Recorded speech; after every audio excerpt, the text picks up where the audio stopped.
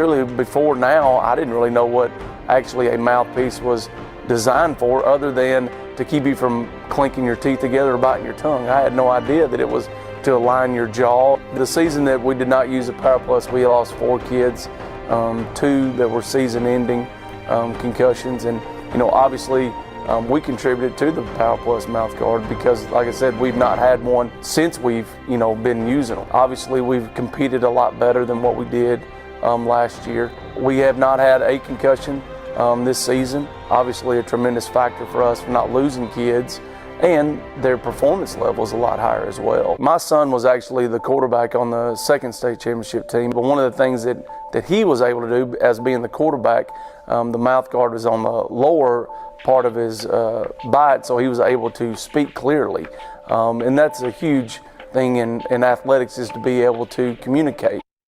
Here at L4 Media, we talk high school football, 4A, 3A, and 2A in Texas. We talk East Texas sports. We talk NFL, guy talk, movie and booze. We also talk wrestling and so much more. So like and subscribe and check us out.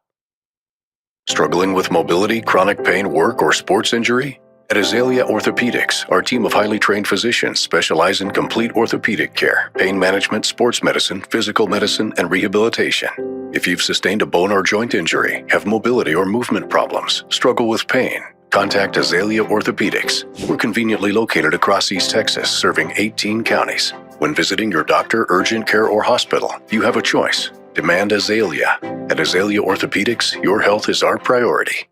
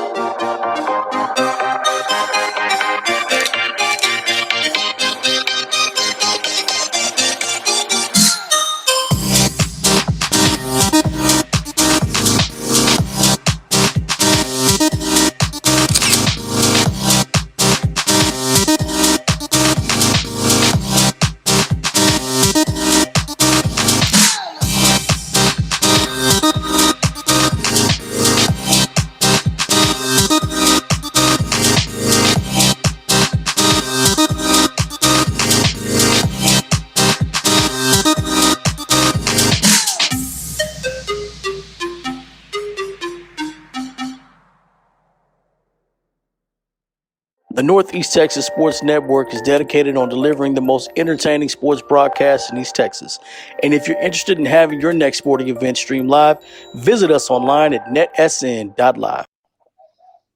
Welcome, everyone, to the Power Plus Mouth Guard Beast from the East show. It's Brett Swinney here. We've got episode number 10, week 10 coming up, guys. Already double-digit weeks. Can't believe it's already almost the end of the football season. How's everybody's weekend going? Man, going good. Horns got them a win on Saturday. Spot time. Well, we'll take it. But yeah, so it's been a good weekend so far, man. Yeah, it's been a good weekend. Alabama escaped Tennessee yesterday. Wasn't happy about it, but I mean, I'll take it. And then, hey, my Seahawks won today. So yeah, I'll let you know how my weekend goes at about 11 o'clock tonight. We'll see how this game on Sunday night goes, and I'll let you know. Something's on the bill of your hat, Kyle. Yeah. See, it's the Eagles logo that they're wearing tonight with the underneath as well. I keep it Dirty in the Bird box. logo. Yeah, I keep it in the box. If this game is only the Michelin S. Yeah. If this game is only 20-17, Kyle, this game was overhyped because that was the game that everybody circled on their calendar all year. I do not think it'll be 20-17. Maybe 37-34. I don't think there'll be a lot of defense played tonight. As long as Dallas see that. Goddard scores a Nah. touchdown. I need 6 points from Dallas Goddard. So I need DeAndre Swift to go off. I So don't care. Hey, look, Yeah, if I need Goddard DeAndre performs, Swift to have. I need him to have at least 2 touchdowns and 125 yards at least. Whew, that's That's what I need. it's asking a lot, Corey. That ain't asking a whole lot. I'm getting me one of 2 those. touchdowns and a whole lot. I'm getting me one of those Kelly Green, Jalen Hurts jerseys. I love the Kelly Green Eagles jerseys. Those they are so, nice. They are nice. Look, I love this logo. I wish they'd go back to the Kelly Green with this logo. That'd be awesome. Well, speaking of nice, I had a pretty nice week last week in the pick'ems. I'd say it's not a solid 9-1 for me. Wasn't quite as good as someone else in the room, but 9-1. I'm not going to complain about that.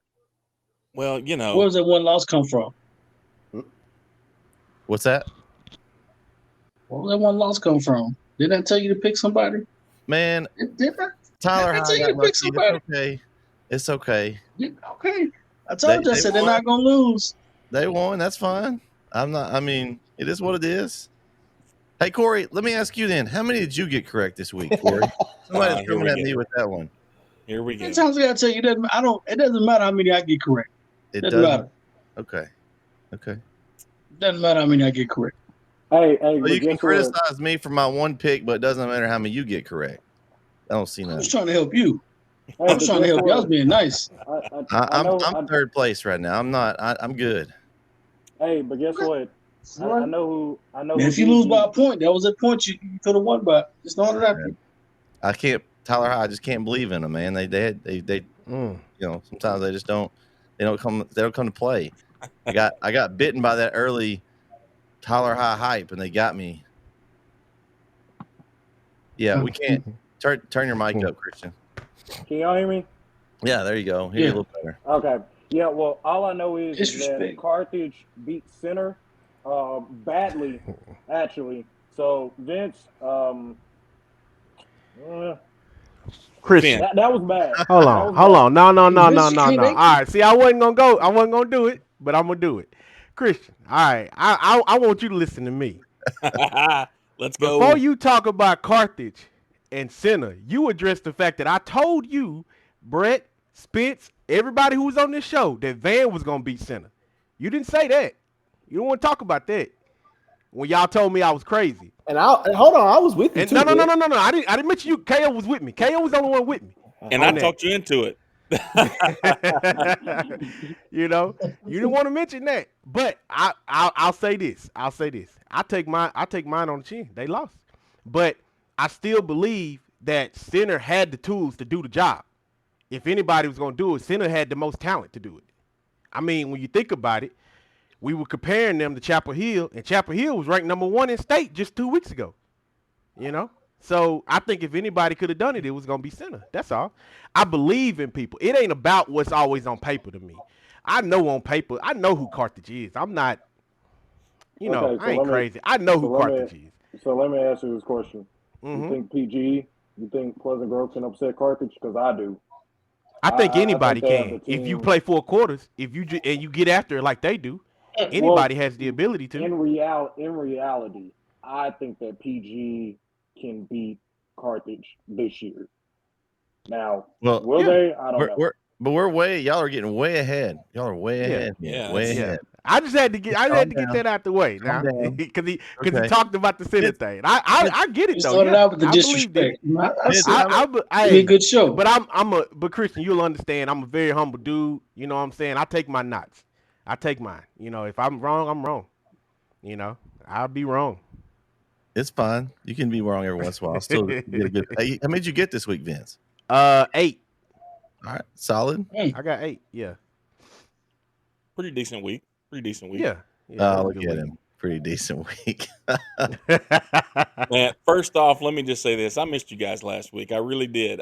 Last week was a week I was out here a lot, so I'm glad to be back tonight. But I told Brett when he sent me the list of games for the pick'em last week, I thought it was a really tough slate of games, and I really just kind of got – I don't want to say I got lucky. I had the reasons why I picked who I did on all of them, but it just kind of fell the right way for me. To go 10-0, I was shocked. honestly. And in case you weren't at Brook Hill on Friday night, after I walked off the field, I needed something good to happen. So going 10-0 was good for me. Yeah. Like I said, Coach, y'all got some homework because man, it's funny. We could go way back to week 1. I told Vince, he did. Just wait. Yeah. I told Keith in the booth. I told him, I said, man, best.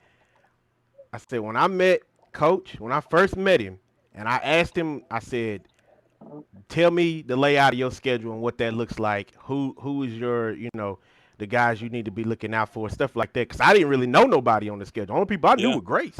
Yeah. And first thing he said, he talked about Dallas Christian. And I was like, man. They're fun to watch when you're not on the other sideline. Yeah, because even, and I'm not saying I was telling Keith this. I said, man, I'm not some football genius, and I don't claim to be. I said, but a lot of times I watch games, and I always try to analyze and think, like, how do I stop that? How do you get around this? And I'm watching them play, and I'm like, they confusing me. That motion this way, motion to the left, motion to the right, I'm biting every time. Yeah. And I'm like, man, but you almost got to. You almost have to. I don't want to get into that. I know we on the show. No, but I know. Yeah, but here's the thing, and this is. Let me just bang the taps drum for a minute. We talk about a lot of great players and players we've seen, but you know this now. Luke Carney, their quarterback, is one of the best quarterbacks playing high school football right now at any level. He is. Yes. He's a junior. He's legit. He'll go wherever he wants to go. And then Will Nettles at receiver going to Purdue. And, Nettles. Golly, boy. Here's the thing. When you got a guy playing the Big Ten, even if it's Purdue, it doesn't matter.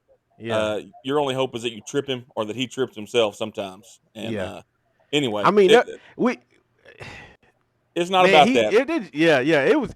He was just all over the place. And it seemed like even when you tried to make a play on him, he was spinning out of tackles. Yeah, no. I'm like, that's next level talent. They're legit. They're good. But so 10-0 was perfect for me. That's why I appreciated 10-0 much. I think Brett even texted me and said, hey, man, it was a great night and a bad night all in one. I was like, yeah, it was. Well, let's throw those brackets or the picks away and let's start over. Week 10, another good slate of games here. Kyle sent me a message earlier. He's like, hey, here's some good matchups. And I kind of was like, yeah, I got a lot of those in here. And we kind of agreed that there was a lot of good, meaningful games this week. Of course, when you get down to this late in the season, you're going to have a lot of those. But I really do think that this week will be a really good batch. Starting with game 1, Overton and Carlisle. This is one I didn't think when we started the season, I would have thought not would have been on the pick 'em here. Overton, man, undefeated. They've been kind of rolling through their opponents. Haven't played the toughest schedule, but when you look at them comparison to Carlisle of the district play games, they've handled their business. And I'm going with the Mustangs to go 9-0 over Carlisle. I'm really surprised at that, but Carlisle's just not having a good season. I think they lost some players in the combination of, new coach coming in. And so I just think Overton's going to take the win in this one. I'm going to go with Overton also. And you're right. If you'd have told me 6 weeks ago we'd be talking about Overton being a chance to go 10-0, I wouldn't have probably believed you. But here's the thing. First off, I didn't know they were playing basketball last Friday night because I think they won their game 74-60. Or excuse me, that was Carlisle. Mount Enterprise in Carlisle. Yeah. And that's what scares me about Carlisle is giving up 74 points last week. How many times can you score 60 and lose? And it actually happened twice in East Texas this week. I don't know if you guys noticed this going through the scores. Carlisle scored 60 and lost. Cumbie and, I can't remember who they played. Linden Kildare. That game was 84-70, I believe. Yeah. So as a defensive coach, that made me hurt. But defense was optional in those games. It wasn't optional. It was non-existent. But so Carlisle Mount Enterprise beats Carlisle, and then Overton has taken care of Mount Enterprise, I believe. So I think that Overton has a great chance to go 10-0. It's a good story for those guys. It's been a long time, I think, since they've been at that level. And I'm with you. I think Carlisle's just a little bit down. Yeah, if the same thing you said, Brett, when you look at the common opponents that they've played in district play, Carlisle has given up a ton of points. They gave up 48 to Cushing and 74 last week to Mount Enterprise, where Overton against Cushing gave up 21 and only gave up 30 to Mount Enterprise. So on defense alone, I'm going to pick Overton, but I'm also happy to see the Mustangs have such a good season. They've only given up the most points they've given up all year is 30 to Mount Enterprise, but outside of that, it's been 22s, 20s, 21s, and then a couple shutouts. So Overton's having a great year. I hope they can finish it undefeated, and I'm taking them this week for sure.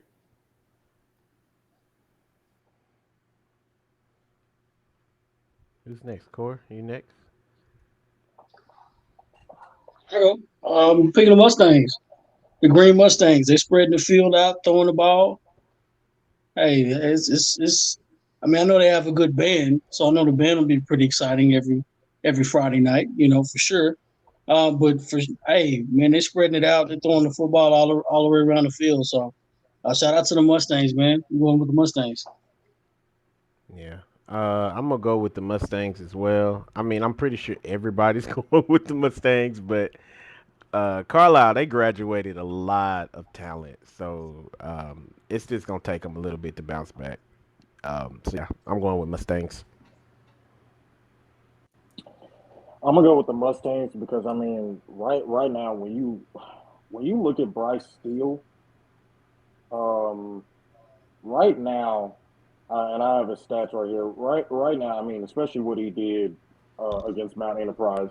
I mean, he had 366 yards passing, and their offense is ridiculously like they have some speed out there, receiver. And then the other thing is, I don't. It's just too much. It's too much for what's their name? Carlisle. Carlisle? Yeah, Carlisle? So, sorry, my computer just went absolutely blank on me, like for no reason. I was looking at everything like that, but no, Carlisle, like y'all said, they graduated a lot, and Bryce Steele is a ridiculously good quarterback. So I'm gonna go with Carlisle. Brett, one thing Sorry, you mentioned, not Carlisle. yeah, Overton. Overton. I get you. Yeah. Brett, one thing I was going to mention, you mentioned the fact that Overton really hadn't played a tough schedule, but we talked about this at the beginning of the year with Carlisle, and we kind of gave him a pass, knowing that East Texas, that division was not very strong, and Overton just kind of handled the business that Carlisle hasn't. And it'd be curious to see how it goes when they get the postseason, because that was a concern for Carlisle. That's why they played that tough non-district schedule, was to prepare them for the playoffs. Overton didn't quite get to do that. And so, how does that translate for them when they get there? It'll be interesting to see. I like to see that week 11 game is going to be Overton and Tenaha. Should be a good one. Yeah. Could be. And how many times in the world would you think you might pick Overton over Tenaha? But depending on how things go this week, that could be the conversation. Yeah. I will say this: probably their closest game this year was Sims Bowie. Yeah, that was about it. I mean, they beat them 29-20. Yeah. I also too want to give a shout out to, and this is kind of a little off topic, but just something I'd come across that I went back to find it. We talked about the score of that Carlisle and Mount Enterprise game. How about Keegan Ash and Tracy Thompson for Mount Enterprise? Ash carried the ball 35 times for 508 yards and 8 touchdowns. And then Thompson had 102 yards and scored twice on 11 carries. I mean, and 5 2-point conversions also for Ash. That's like Madden numbers. It's 34 points on his own. I mean, that's pretty impressive. 508 yards. Wow. I mean, I'm sorry, no, 8 touchdowns. That's 54 points on his own. Yeah. Oof. I mean, you give up that many yards, you're not stopping anybody. So, sorry, Carlisle, if you're giving up that many yards to one back, Overton's definitely. It's just crazy how their whole season turned like that. Because last year, and I was looking at this, Carlisle didn't lose a game until like week 6 or 7, and they beat Overton last year 70-10. Yeah, like, and now we're looking at the other way around. And it's the other way around, like complete opposite. And go back to week 1, we all thought Carlisle was going to be again. Like we talked about it. Yeah, they dropped 66 on Troop last year and beat them. They dropped 60 on ARP last year. Like I don't know who it was that graduated from there, but man, he left the hole there. And they also lost their head coach. I mean, That makes a huge that's difference, right. man. That's Makes a right. huge I difference. forgot about that. Okay. so Yeah, I mean, that's probably. he's now at Henderson, and he's taking his lumps over there in year one. But Yeah. that can make a difference. You Yeah, have a it new can. coach It comes in, can.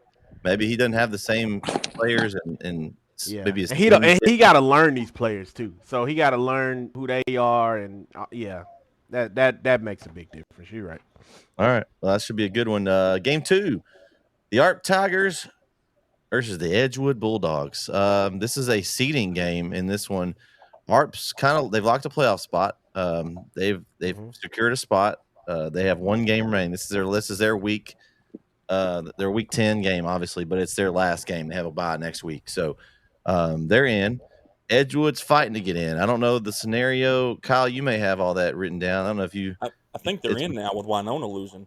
No, well, basically, because because Grand Salene's the only one that could tie them record-wise, but Edgewood holds the tiebreaker. So, Right. yeah, Edgewood's basically in.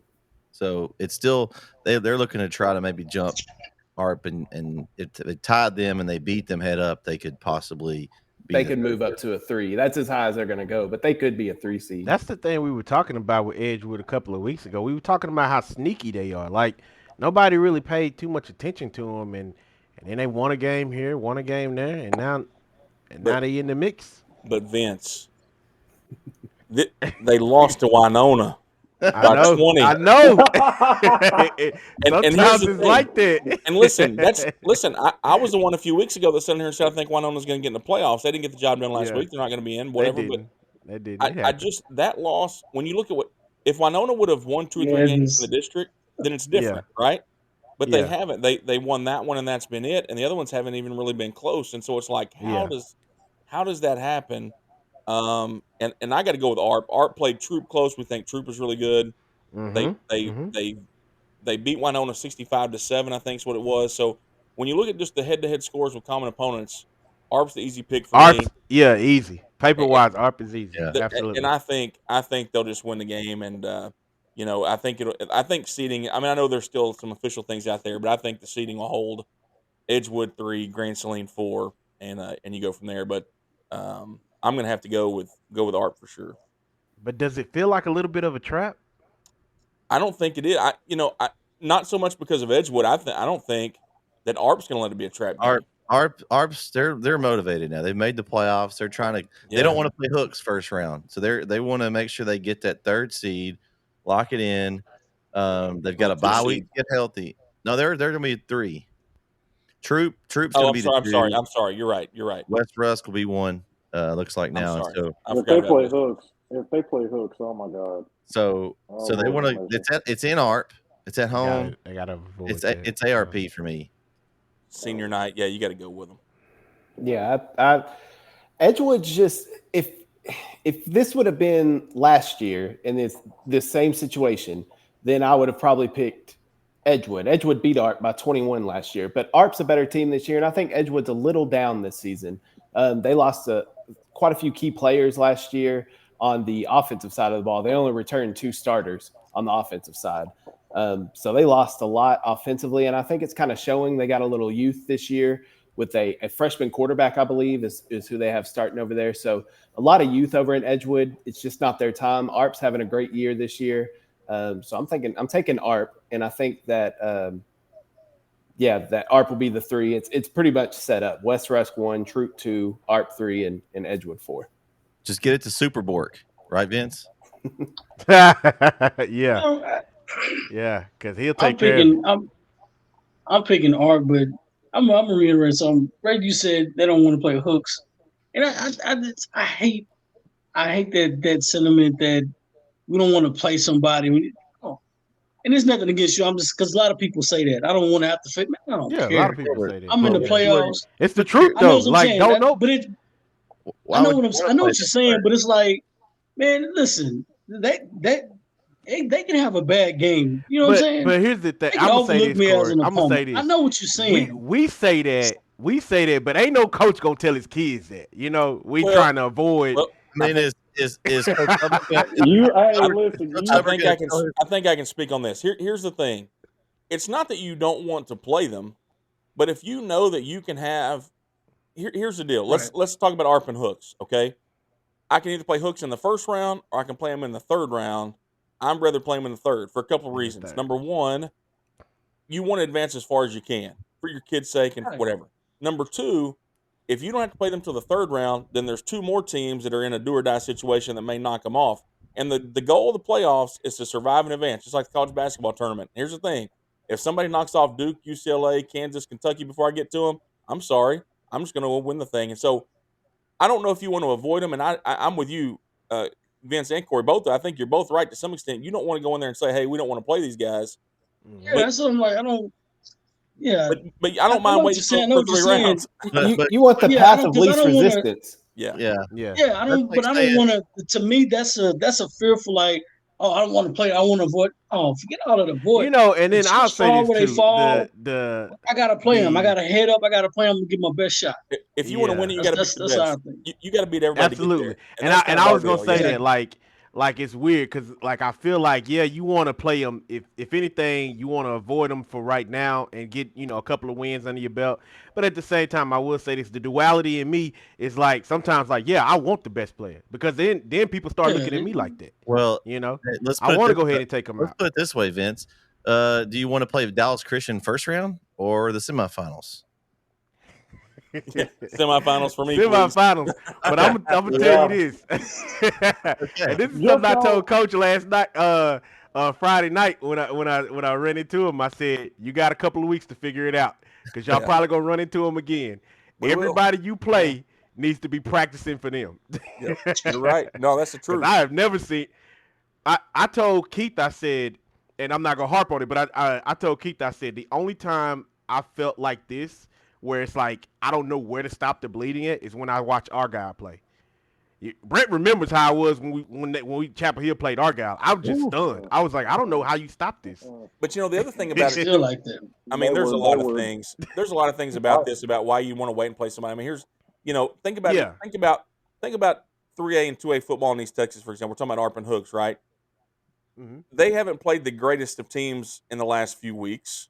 You also get a better look at film. You get to see what some other teams. I mean, there's all kind of advantages to Yeah. waiting till later to play You get somebody. time to prepare for them. But And you Corey's never know when 100%. somebody But could get Corey's hurt. 100% right. Well, right, and you don't want to wish that, but You don't want to, Corey's but it 100. can happen. Well, it can happen, but Corey's 100% right in the fact that you got to beat them anyway, right? And I Mhm. think everybody wants to go as far as they can and see what happens. But yeah, man, you don't. I also don't want. I don't want to win a state championship because everybody got hurt and we didn't get to play anybody. Whatever. I mean, there's got to be some validity to it. But either way, I think it's a quality thing. We talk about this all the time in our program. We talk about seeding. We know, hey, if we now we never say, hey, we don't want to finish second, let's try to finish third. I think some people do that. And I think that's a dangerous thing to do to get that in your kid's head. But to say, hey, it's a Mhm. lot better for us to finish second because we don't have to play so and so until the third. I mean, I think that's a good motivational tool for kids. Kids want to win. Kids want to ultimately the kids don't want to play those teams. There's kids in ARP right now that if they have to play hooks in the first round, they're thinking about what they're going to do in basketball practice the next week if that's what their mindset Yep. is, right? I mean, so there's all kind of thing. It's a multifaceted thing, and I think what Corey said right as a coach, you're never going to tell your kids that. You're going to say, hey, let's just go win, but it's something to think about for sure. Yeah. I'm gonna give y'all a little example. Um, so a couple years ago, and I think whoever was keeping up with Chapel at the time remembers this. We were 7-3 going into the playoffs, and we had beat Vider 25-20. I think the score for Brazos Sport was 51-27, and then we played Kilgore at Rose Stadium, and probably the coldest game I've ever played in. A lot of us didn't think we were going to beat Kilgore because of how explosive their offense was. You guys remember they had Dalvin Ryder, Demarion Van Zant. They had some. I think they had two good receivers out wide. But when we got in the game, before we started the game, we were thinking about what were we going to be doing for off season and basketball and track. We were asking all of our coaches all week, what do we need to do for next week just in case this happens, this happens. But then when we got out there, we understood, okay, we can do this. We can get to the state championship game. At the very least, we can get to the semifinal. And look what happened. We had Demetrius Brisbane and Ricky Stewart and Samari Willis going off that whole game. And defensively, y'all remember Kevion Houston had 3 sacks on Demarius Vance. And we got past them and went all the way to the 5th round and took it to the number 1 team in the state, LBJ at the time. So now you would be surprised about how doubtful coaches are when they tell their kids, oh, you know, we're gonna, because I've seen it happen. I've seen it happen. Coaches will literally tell, not at my school, just other schools. Coaches will literally tell their kids if they're like 5-4 or 6-3, hey, we want to avoid this certain team. No, you don't want to avoid that certain team. You want to go through everybody that you possibly can. Now, if you lose, okay, what you lost, but you can't. But if you win, but you can't sit there and avoid a team that may seem scary. I remember there was one team who tried to avoid Argyle when Argyle wasn't for it. Well, KO, think about this. Think about Harmony. Harmony didn't have the greatest record last year, and they get hot, and they had to go through Murderers Row to get where they got to. Yeah. So there's examples of both, and it's a slippery slope as a coach and an athlete, because Christian, what you said is right. When kids start doubting what's going on, you're beat already. I mean, truthfully, if the kids are doubting, you can't win the game. That's my opinion. So, all right, I already lost. Let's go game 3, guys. We've got Brownsboro and Rusk in a big-time matchup here, trying to get that 4 seed. Both these teams are fighting it out in district right here. As of right now, you've got Carthage and Van at the top, 5-0, 4-0, respectively. You've got Center at 2-2. Brownsboro, Bullard, Rusk, and Canton all have 1 game that they've won. If there's there's already playoffs going on in this district right here. Rusk has got the easier schedule left of the 2. They've already played the big 3 at the top. So you've got a matchup that I see. There's a couple of common opponents on the schedule. They both played Fairfield. They both played Athens. Of course, Brownsboro beat Fairfield, but not by as much as Rusk did. And then, of course, Rusk lost to Athens, and Brownsboro beat them by 1 at home. So, I mean, it's a toss-up game to me. I just think Rusk is a better team. I think Brownsboro is kind of, I think they got lucky against Bullard. I think, honestly, I think Bullard's better than Brownsboro, in my opinion. And so I'm going to go with Rusk in this one. They win 1 more game and get them 1 step closer to that 4th spot in this district. I think we talked about this for the last few weeks about how Rusk is going to be coming. They had to play those big 3 first, right? And I don't even know that I would say that Rusk has the easier schedule left. I mean, compared to what they played the first 3 weeks, yes, right? We were kind of disappointed in the way that Rusk played with Van and played with Center. But I think they're the best team out of these 2. I think that the Brownsboro loss to Canton last week, that scares me. I mean, I don't understand how that happened, but I'll go with Rusk also. Well, I am 4 picks behind Mr. Shivers at the top of the leaderboard, so there's going to have to be some ones where I pick an upset. So, with that being said, I'm going to go with the Brownsboro Bears because I think that Brownsboro is in a must-win. If they want to make the playoffs, they have to win Friday night against Rusk because the rest of their schedule, they have Center in the last week. I don't think they're beating Center. So you can chalk them up to at least having another loss. So if they finish 2-4, if they win over Rusk, then they can get in. But if Rusk wins, I think they can beat Canton. I don't know what happened with Brownsboro last week. I'll be interested to see. I'll do some more research before tonight on the wrap-up show. But I'm interested to see what happened in that game because that was a surprise. I didn't think Canton was going to beat Brownsboro. I kind of just penciled in Brownsboro with a W there. So I feel like it's a must-win for Brownsboro, not a must-win for Rusk. So because of that, and kind of not desperation, but the sense of urgency to get into the playoffs, I'm going to take Brownsboro. Well, it's kind of a must-win though for us because if they lose and then they're tied with Brownsboro, best case scenario. Even if they win the next week, they'd both be 2-4. So, I mean, it's a must-win for both. And Brett's right; it's playoffs for everybody right now. I mean that's a scary thing. The cluster in that district right now. Yeah. I mean, Canton even threw a bigger wrench into it. They did. I I mean, think that's the one team you can count out, though. I don't think. Yeah. I don't think they're getting in. But think about this. Well, I They've mean, got Russ. If Canton beats Russ next week and Brownsboro beats Russ, they're all 3, 2, and 4, and Canton beat both of them, they're going to get in. Yeah. Well, never mind. What's Bullard going to end up? Because Bullard's at 1 and 3. Bullard's got Van. Van Got is Van at 1 at and center, so they're Yeah, in I trouble. think they're losing out. They're 1 and 5. and then So, Kansas at 1 and 4 right now. Excuse me, Bullard's the team that you can eliminate out of all of this. Which is funny because 4 weeks ago we thought they were the best of that bunch. yeah. That just shows Had a how the chance. district is interesting. Bullet had a chance to control their own destiny, and they let it go. Yeah. They're not there And that's yet. really what it boils down to. Corey's right about that because Bullard is still a good team. They fell short to Brownsboro and then fell short again to Russ. I mean, In close games. you have In close opportunities in these games to go up. You have opportunities to do things, and just luck of the draw, it did not work out in their favor. In neither one of these games. It sucks because you probably got a really good team that may not make playoffs now. And that's really hard. That's a real hard pill to swallow, especially, for the coaching staff because they know they got some good kids, right? Well, Canton. But Canton beating Brownsboro, I can't figure this out, but I do understand Brownsboro's other 2 losses. Could you just slip up and have a bad night? Absolutely. And not only just that, look at it from Canton's angle. Canton is like, I got to do something, right?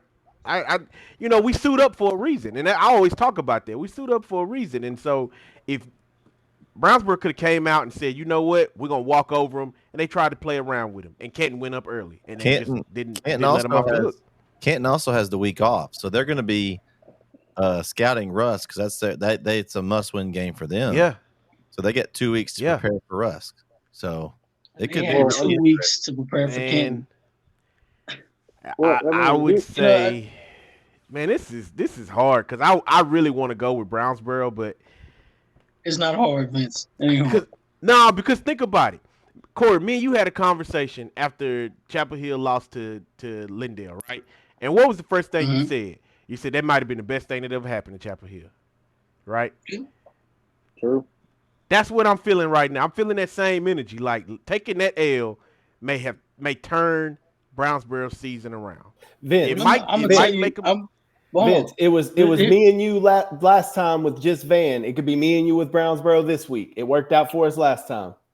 I'm gonna tell you why it's not. I'm gonna tell you why it's not. I'm gonna tell you why it's not. I'm feeling that Brownsboro energy though, bro. I'm feeling it. I'm gonna tell you why it's not Brownsboro. I'm gonna tell you why. You had 2 weeks to prepare for the worst team in the district, and you still lost. Yeah, you don't get that back. But they was probably sleeping on them. But think about it. When they're the worst team in the district, that's how you know you're not ready.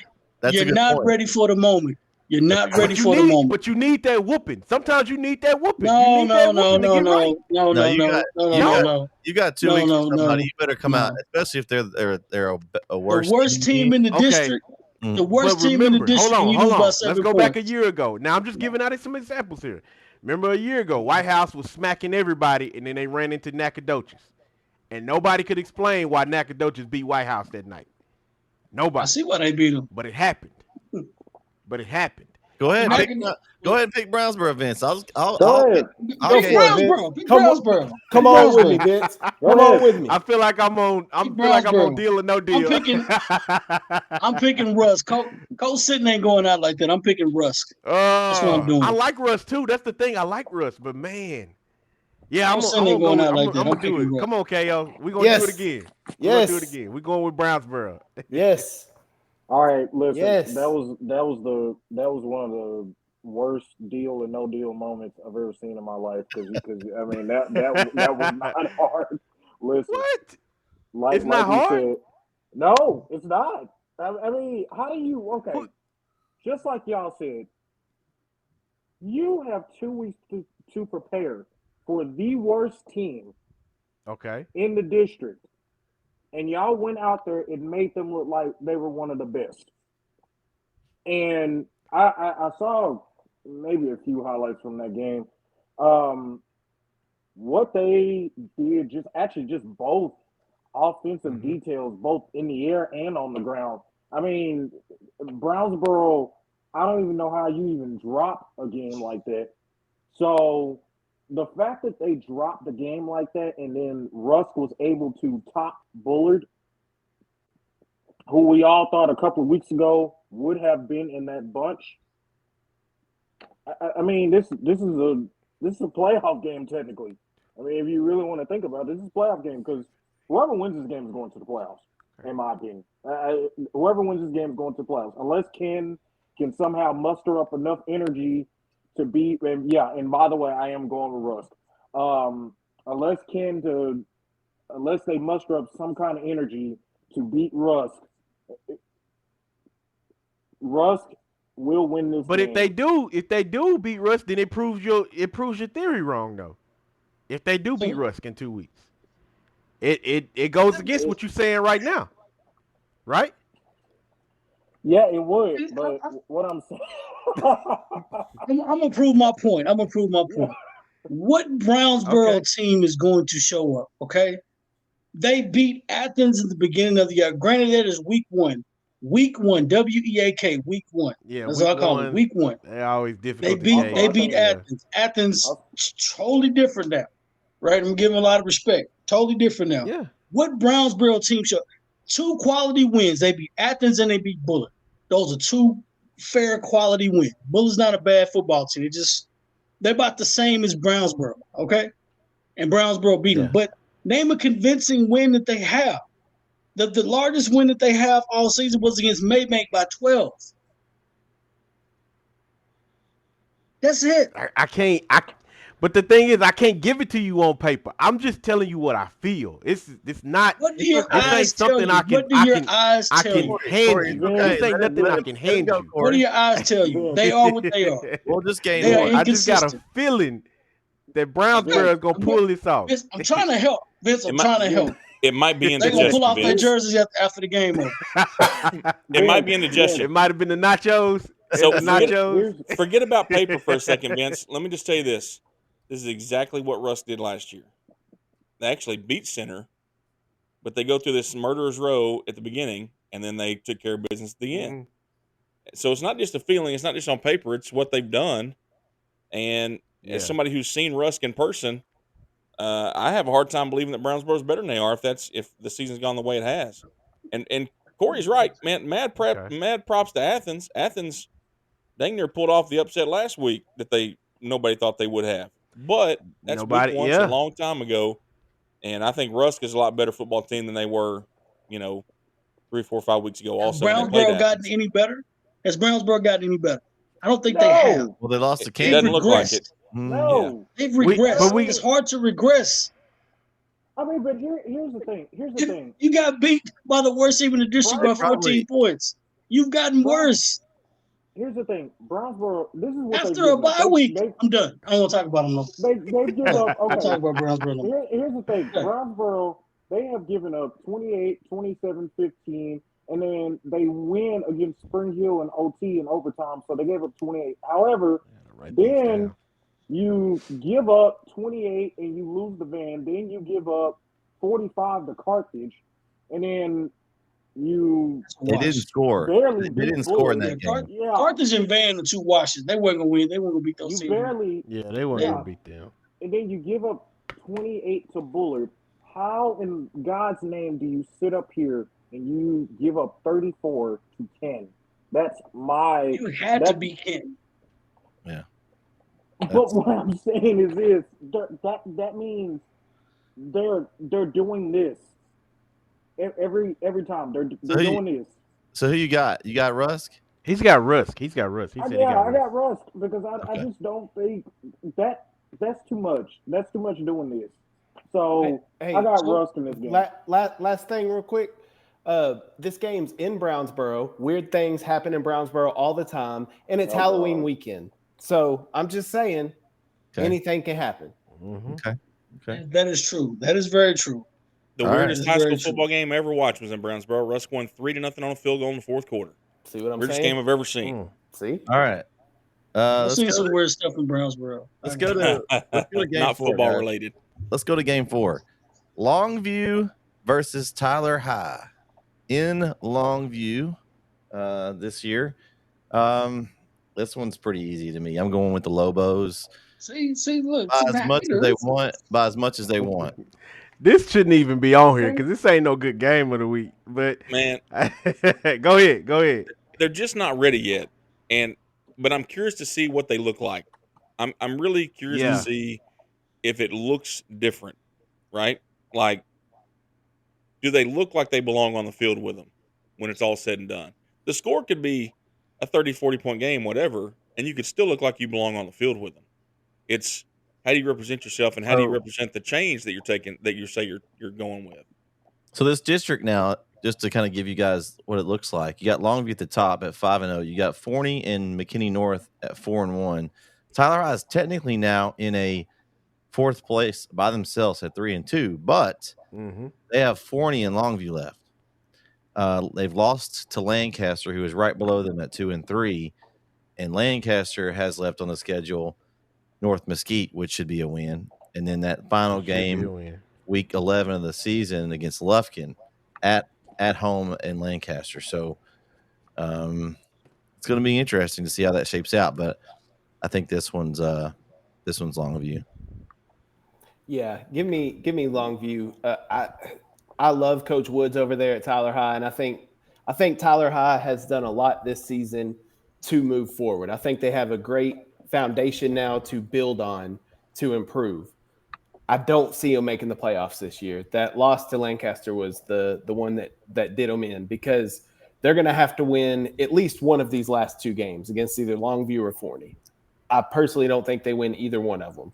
Lancaster is going to win out. They got North Mesquite and Lufkin, so they'll win out. And I think the Lions are going to be on the outside looking in. But I'm with you, Jeremy. I think it's how they look against Longview. We saw how Lufkin looked against Longview. They got shut out 42-0. Now Tyler just played a really close game with Lufkin. So if we want to compare and contrast there, we'll have to see how they look on the field. I expect them to look decent against Longview, but Longview's just too strong. Longview's on another level right now. Yeah. I agree with Jeremy. I feel like this is Longview's game, but I want to see how Tyler High plays them. They have been what I've called a second half team all year, and I told one of my buddies last week. I said I think they're better than Lufkin. I think they're gonna beat Lufkin. I said the only way I feel like Lufkin is gonna beat them is if they beat him in the first half. And of course, he texted me in the first half. He said, "See, they losing," and I looked at the score and I said, "That's not enough." I texted him back. I said, "That's not enough." That's all I said to him. They were gonna need more. Yeah, and when we got done with the game, we were at. I looked at the score. And I said, "Oh my God, they won!" And I was like, "See, they are really good." I don't know what it is, what changes the mentality that changes in the second half, but I'm curious to see how they come out against Longview. I think Longview is head and heels better than them, but they're trying to rebuild a program, and I think the message is clear over there now that we're gonna compete. Every game we're gonna compete, because a lot of them didn't think that they were gonna compete with Lancaster, and there was another game too. I can't Horn, yeah, Mesquite Horn. People thought that they were just gonna get beat down by Horn, and they beat Horn. And that game. So And you know what's I'm funny? That I'm that Horn game, it wasn't as close as they indicated. It really wasn't. yeah. They really could have blown them out the water. To be Yeah. honest. So I mean, I think Longview is a great team, and I know they're gonna pull this out. But I'm interested to see how John Tyler plays them, So I'm gonna tell you guys this. or Tyler High. Sorry, Yeah, Tyler High. You can say John Tyler. It's a safe yeah, space. yeah. It is. Um, I don't know. They may be watching. Tyler High. Um, first off, Caden Granberry.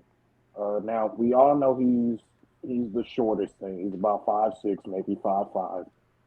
But he's Mhm. been having a good season. Uh, but I want you guys to watch, if you guys do watch this game on YouTube, because it will be on Longview's network.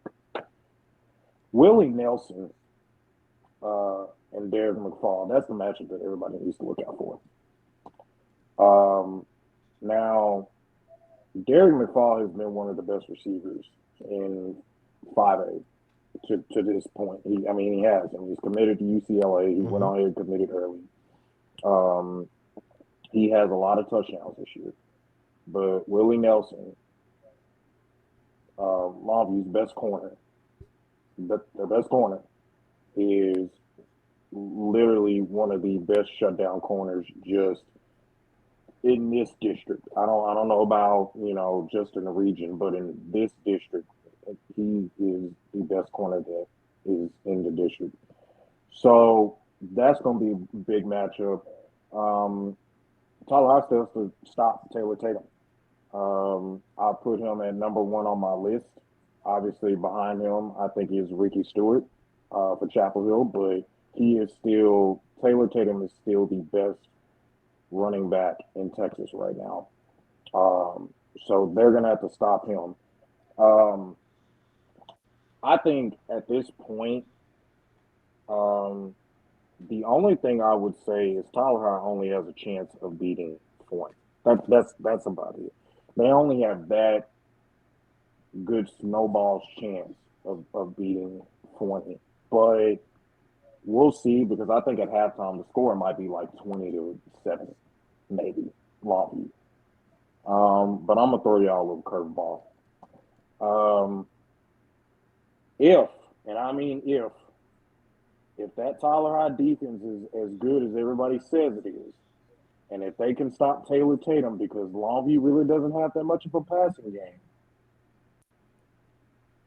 Tyler High is going to win this game. But I don't think they will. So give me Longview, but give me Longview by probably 7 points. Okay. Fair enough.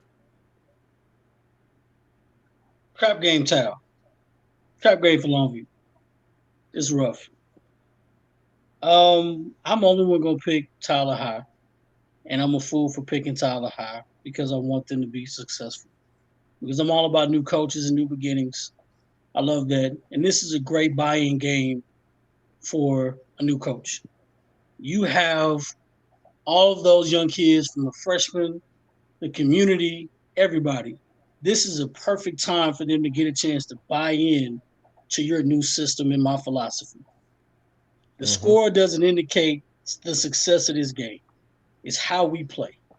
If we Yep. come out and we give them it's a dog fight to 4 quarters and they beat us 7-6. You know what? That's a win. That's a win. Longview knows it's a win. Tyler knows it's a win. That's a win. You know what I'm saying? It has nothing to do with the scoreboard at Mhm. this point. We're gonna play because that's why I was talking about at the beginning of the conversation about your opponent. Oh, you don't want to play this. I don't care who I play. They got to beat me. Because guess what? I'm gonna give you a fight. I'm going down fighting. I'm swinging Mhm. because they can lose today. Look what happened to Chapel Hill. I agree with you, Corey. They can I lose at agree any with you. time. I mean, I, So last that's year how I'm I going at this game. last year I watched the game. I was there, and I mean there, and I think I said it on the show. Like I called my buddy up and I said this game, this first half could have easily been 24-7 John Tyler. They got in the red zone like 4 times, and they just couldn't. It's like once they marched. Once they got there, it's like they just ran out of gas every single time, you know. And It's they would I'm make gonna hit these on this. mistakes that Longview capitalized on. Now I think that's a different team than now, but Longview is a different team too. So, and Longview is still the team to beat. So I'm gonna give them that respect, even though I want Tyler High to win. I would love One of for the them to win. hardest things to do, one of the hardest things to do is to teach the team how to win. Because there's multiple things you pull into playing the game. And you have to teach them the right no penalties, execution, all of those things. So when you're looking at the team play and you do all of this and the other team just beats you, hey, you just take that on the chin. But you can go back and say, guys, we executed this. You're going against a 5-star. You're a sophomore. He should beat you. You know what I'm saying? Mm-hmm. Like he's gonna win you in that. But we didn't turn the ball over. We didn't give them anything. The Taylor, we held him to 97 yards. He's averaging 225. That's a win. You know, that's just a little thing. That's all I'm saying. For Tyler, this is more of a buy-in program game for them. They need to come out here and compete. That's all we care about at this point. We'll let the chips fall where they fall. Here's the thing. The only thing I would say about Longview is if they lose this game, I actually had them going back to where they were last year and beating Alito because I think they should have beat Alito last year.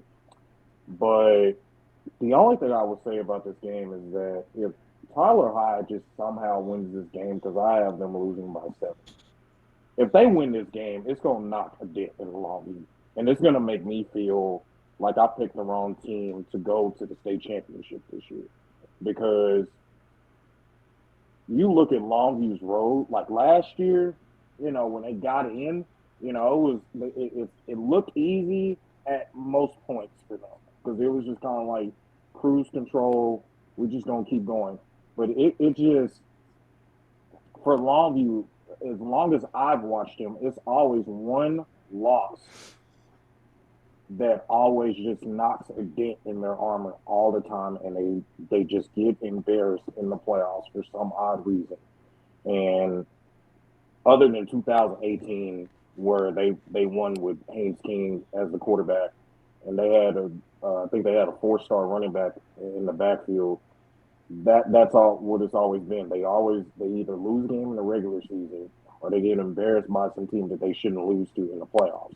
So that's just something to look out for. Like I said, I don't think Tyler is going to win this game, but Longview is going to win this by 7, simply because, you know, I just think that Tyler High has gotten and evolved more from what they had last year. Because I'm going to be honest with you, to be honest with you, I don't think they wanted to play last year. I think there was just so many emotions last year with the team. You know, it was hard for them to get a move on. So, but this year, I think it'll be perfect. So, I have Longview winning this game. All right. Game 5. Carthage Van, district championship on the line here in this one. Carthage looking to finish off their regular season at 10-0, and the Vandals stand in their way. I think it's simple to me. Give me Carthage in this one. I don't think it's close. I think they take care of Van pretty easily, like they've done everybody else in the district. Yeah, I think it's an easy one. Carthage, you know, I think that, you know, in terms of athletes, right, we talked about, you know, center having the best chance, but I think scheme-wise and defensively what they do, Van maybe has a shot, but I think Carthage, they just proven they're too much. I think Van's a quality football team. I just don't think that same thing with Tyler, right? I don't know if they're ready to take that next step. We'll see, but I'll take Carthage. Yeah, it's a pretty easy one for me too. Give me the Vandals. Here's why. So I'll take it. Listen. Why? Well, I'm about to tell you. Let's go. Hey, bro. KO got me gassed up over here, man. He gave him some gear. That's what it is. I'm about to tell you why. So, hey, I love it. Carthage is Carthage. We know how good Carthage is. They've won 25 games in a row, and they won the state title last year. They've won 9 state championships. I get it. So nobody on this panel outside of me and Vince gave Van a chance against Center. Yes, I understand Carthage and Center are two completely different teams. I'm aware. But my point remains the same. There's a formula to beat good teams. We saw Lindale do it against Chapel Hill. Van did it against Center. You control the clock, control time of possession, be able to run the football, make sure you score when you have the football. Don't have any costly turnovers or anything like that. There's a formula to beat good teams. And I think Van proved that formula against Center, and I think they can do it again this Friday night. Now, it's going to be difficult. I'm not saying it's going to be easy, but it's going to be extremely difficult. They're going to have to play a near perfect game to beat Carthage. But I think they're capable of doing that. Coach Moffitt's had 2 weeks to prepare for Carthage. I know he did last year as well. I think this Van team's I wouldn't say this Van team's maybe necessarily better than last year's team. I think last year's Van's team was better, but I do think this year they can win differently than they had to last year. So I think this Van team's a little different, which could give Carthage some trouble. Also, like I said with the Brownsboro pick, I need to make up some ground on these picks, so I have to pick underdogs. So give me the Van Vandals. I'm with you. But I do want to say, I don't think it's as far stretched as everybody laughing just made it seem. I do think Van can give Carthage a really good game, and I think here's the thing: if Van can get a couple turnovers, at least one. That's what I said against Center, and they got a turnover and kind of change the possession. So if Van can force turnovers, then I think we got a shot there. But I have a question for you, Kyle. What's up? How many games in a row has Carthage won at home? I have no earthly idea. But this game is in Carthage. It is. Yeah. Probably a lot, I'm assuming. So it would be a historical, probably a streak ender of some sort. Absolutely. I know it. I know it would be. And the good thing is, like, if you're Van, there's no pressure really. Like, nobody expects you to win anyway. Nobody expects you to do anything. And you could just play loose and free. The pressure's on Carthage. They're the one that's got the streaks. Mm-hmm. Van's not worried about that. Because you don't want to lose the Van, and then that conversation turns around. Yeah. Trapping out the Van, though. But I like the Vandals. I do like the listen. Vandals. We trapping out the Van, though. I love that energy. I love that energy KO came with tonight. Because I was sure about to go with Carthage until he spoke up, and I'm like, yeah, you know what, you right. I should have went with my feelings. Forget all of that. I'm going with my gut. It ain't just the nachos. I think it can happen. I believe it can happen. Come to the dark side, Van too. Yeah, I'm gonna go with Van on that too. Oh, there's a way to beat doing him. This. There's a way to beat him. And I will say this though. I'll say this. They both have really good defenses, right? I don't know. I didn't expect for the game to get out of hand between them and Center too, but I just don't think this is going to be one of those games where it does get out of hand. I think it's in the 20s. I don't think it'll be a lot. It's in the 20s. Yeah. So, but I'm a believer, so I'm gonna go with Van. Yeah. So let me throw some stats at you guys. Okay, you said it was going to be in the 20s. Carthage has scored at least 30 points in every game this season. Their lowest output was by Kilgore, which is, everyone's kind of said is one of the best teams around here, especially what Carthage has played. So just throwing that out there. So if they do that, then yeah, they have a chance. I just don't think they can hold them to that low total. Vince, let me ask you a question. I don't mean this. This is not disrespectful. You said there's a way to beat them. There's a way to beat everybody. It's got to be. I would agree. There is a way to beat everybody. You kind of sound like Corey said about the Argyle. There is a way to beat everybody at some point. They're eventually going to have to lose, so you just keep picking against them. And but if that way's out there, it was trending. Like nobody's found it. And listen, I've been beating the Van drum for the last 5 or 6 weeks. I was the one who talked you into picking them against Center, Vince. In case you forgot this, y'all. You did. I missed you last week, and y'all picking whatever. But I think if there's a year to beat Carthage, maybe this is it. But we talked about how we didn't expect the game last week to get out of hand, and Carthage just dominated in the second half, right? Yeah. Like it was close at the half, and they just did what they did. It was. And teams like that, you worry, have they played 4 quarters? They don't have to often, and so when they get a chance to do it and they perform the way they did, that says a lot about them. I just, as much as I love Van, and I think Van could make a deep run, I have a hard time believing that they can go to Carthage and knock them off. And if they do, man, I'll be so happy for them. I really will. And that's nothing against Carthage, nothing against Van. Yeah. I just it doesn't. I don't know. I think you're closer with the Brownsboro over Russ pick than you are Than this one. than this I one. might be. I mean, like I said, I'm going off of emotions really. I'm at this point. And I feel like what KO is saying about the pressure being on Carthage more than it is on Van, I kind of agree with that. Carthage has pressure every week. But really, Everyone what's the I pressure? remember But what's the pressure? That's the one thing I'll disagree Everyone with. expects them to win every week. because people don't expect for you to You don't want to be that team that beat Carthage. loses. So I can you're assure not worried you- about it. You know, I can't say I can assure one you. year, and it's just a this is something that I experienced growing up. We had to play. Brett remembers, Corey remembers this. You know, we used to always have to play Corsicana. They were the last team in our district every year, and they were the best team in our district by far. And we were already out of the playoffs. We had lost to Jacksonville, and that hurt us.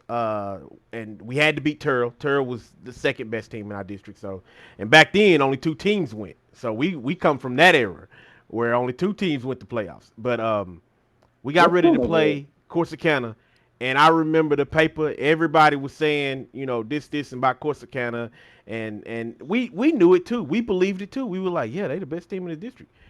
And that week of practice was the calmest week we ever had. There wasn't no pressure. We knew we wasn't going nowhere. We wasn't going to no playoffs, and we knew how good Carthage was.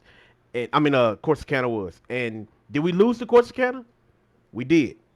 But we only lost by 7, and we played them the closest anybody else played them all year. And we were actually up at the half and shocked everybody.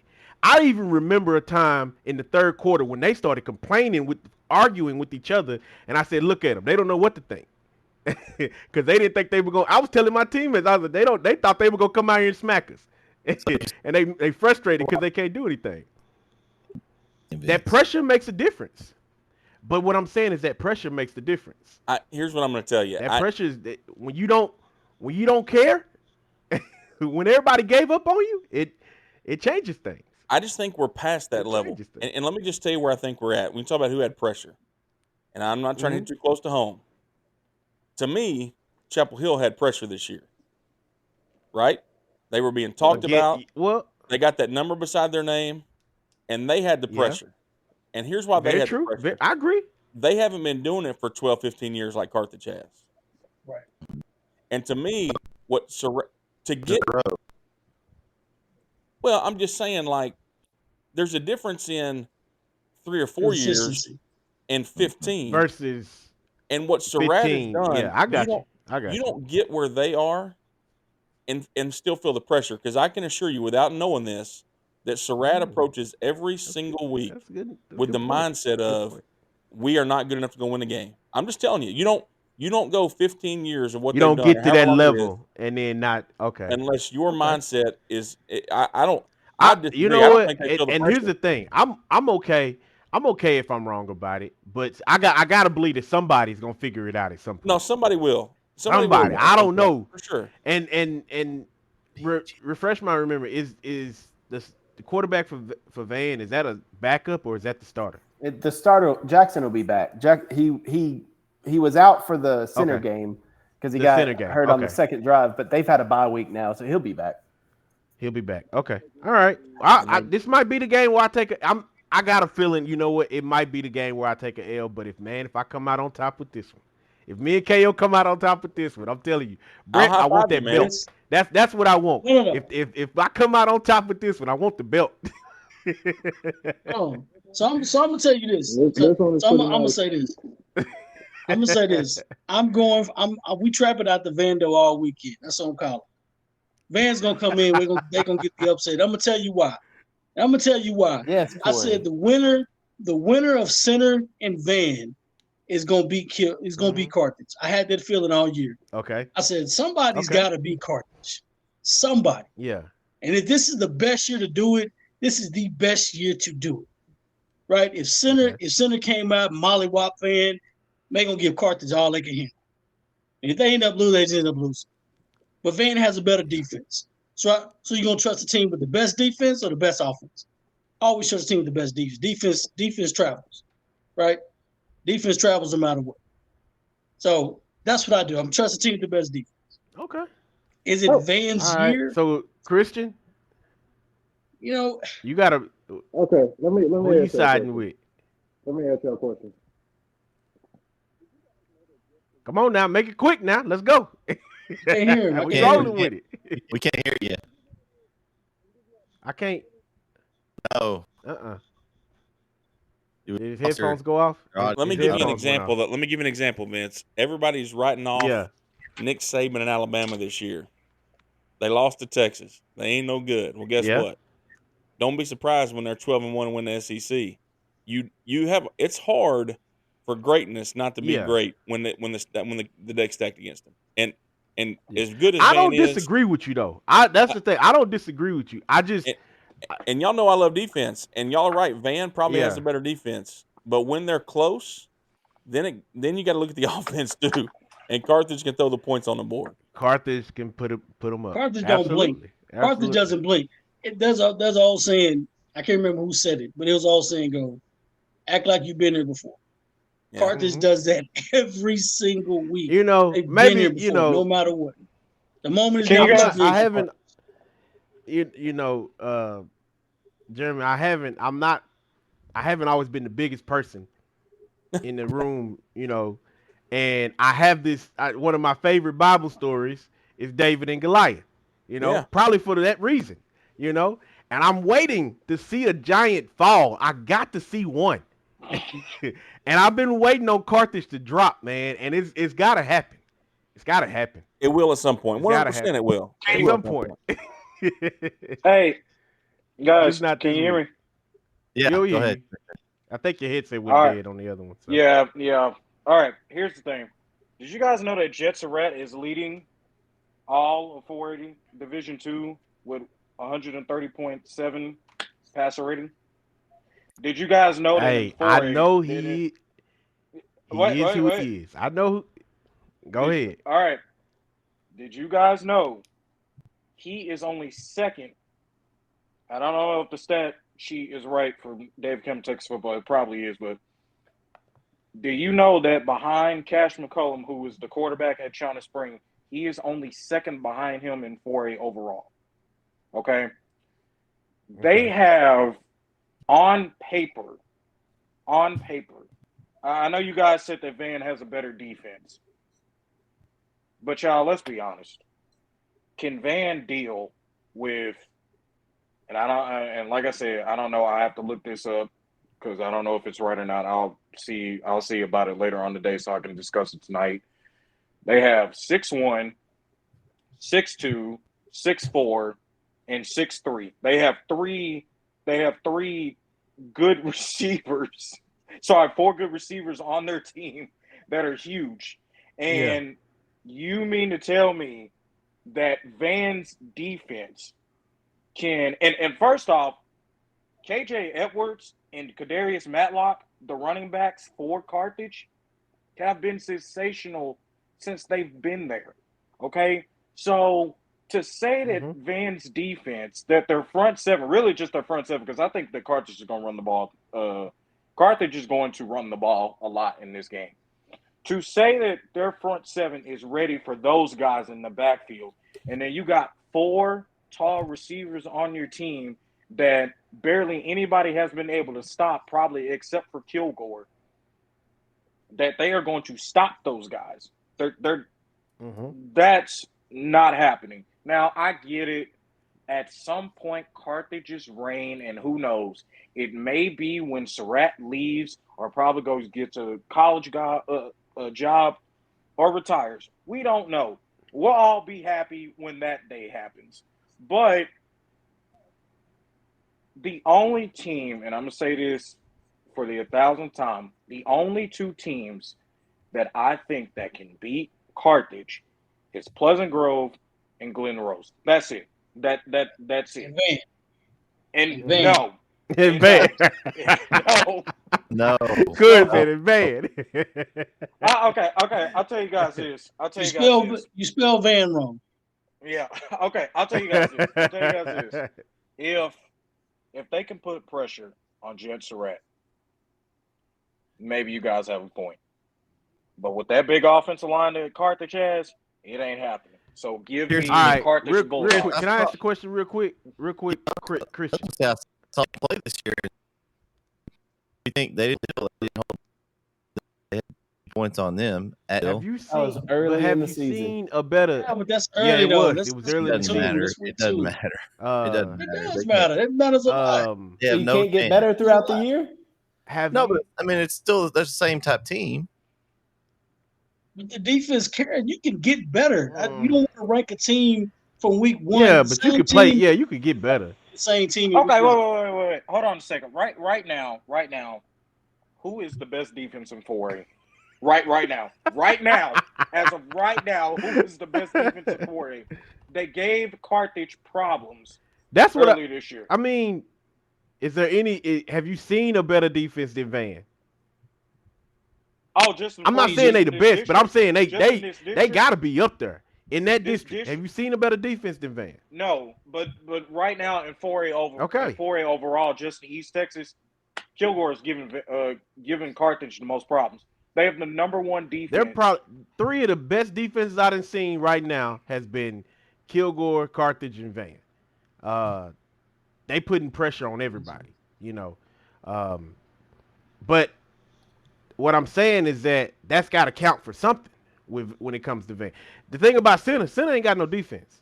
Center ain't got no defense. They offense is crazy good, crazy athletes. Their offense absolutely. mask. You Their know, offense is the mask of the problem of what they have on defense.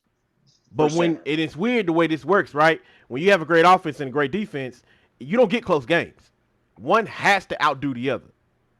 It's always something like that, right? So maybe that's why Center didn't do so good against Van, but then this did worse against Carthage. I don't know, but now you got two strong defensive teams. I just got a feeling it's gonna be a close game. I guess we'll because of see. that. All right, let's go to game 6, Yeah. guys. Let's go. Let's run it. Pine Tree, Mount Pleasant.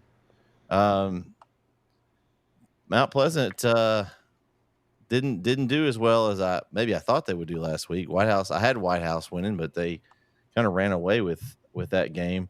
I'm looking over here at where they stand, and I'm thinking, Mount Pleasant still is looking good for a playoff spot. Pine Tree is trying to stay in there, guys, but I don't know. In this district, you've got Texas High up top, White House right there. They're on a collision course. We're going to talk about that game here in a minute. You've got Pine Tree, Marshall, and Mount Pleasant all at 2-2. So this is basically partly a playoff game right here, trying to make a playoff spot. Okay. Right now, Mount Pleasant has the win over Marshall, so they've got that in their cap. So if they beat Pine Tree, they've got wins over both the teams they're fighting for. So this is a big one for Mount Pleasant in that aspect. Marshall and Pine Tree have already played as well, and Pine Tree got the win. So they're up on Marshall too. So Marshall is the one that's kind of like, in a tough spot at this point. Marshall beat Pine Tree. Oh, you're right. Sorry. I was on Pine Tree's schedule. So Pine Tree is the one that needs the win. So they're trying to make it a 3-way tie probably at this point. So thank you, KO. Thank you for that. So this is an important game.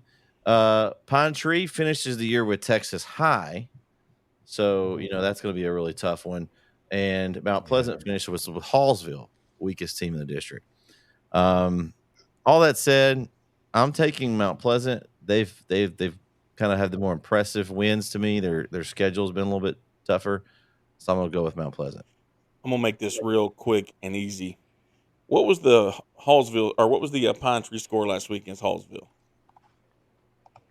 Pull up the Pine Tree. NetSN app and look. It was 10-7.